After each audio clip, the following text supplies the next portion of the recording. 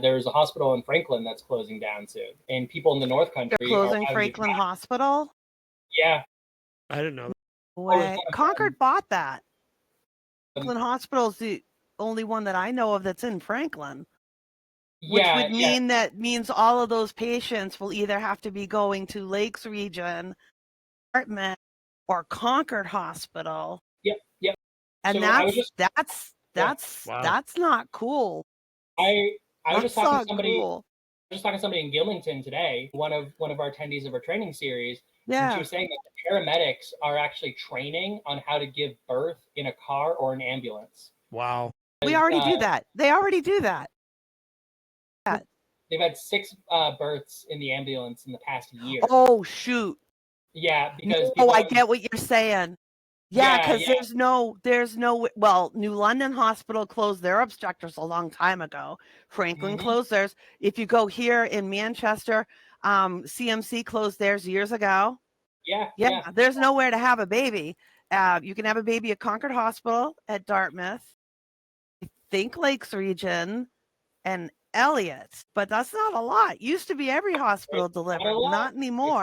It's not a lot at all. And that's the thing about well, there's going to be a lot of stork pins going on, but that's scary because that's a lot of risk when you're, if something goes wrong and they bleed out. There's a lot of things that can go wrong. It's better to be in a controlled environment, or at least in a midwifery situation where you've got Geez, the next thing you're going to tell me is the cops are going to be training to deliver because they make it to the scene sometimes first. Yeah, and I think that I don't see enough of this on the left. I think, particularly, unfortunately, Democrats are the main, party of power on the left. But I'm not really seeing a lot of messaging, particularly from the New Hampshire Democrats, about how these things are not just costs to a community; they're an investment in a community.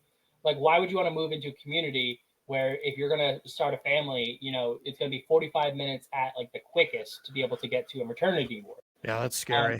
If we're not putting money into these basic things, these are services. They're not supposed to be making money.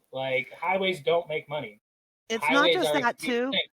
The other side of that coin is when that ambulance is traveling that much farther, another 20 minutes to get to the next closest hospital, that's your crew and your ambulance that's out of town. So if you're in Andover, New Hampshire, and used to bring your patient to Franklin, now you're bringing your patient to Concord.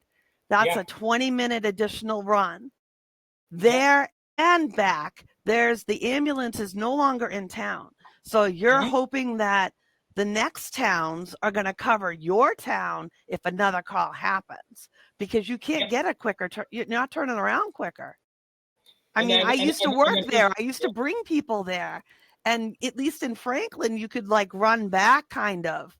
But yeah, you can't, there's no note. You can't do that. You can't do that from Concord. Yeah, and I just want to say, this is not an accident. This just didn't, it's not an unfortunate series of events that have led us here.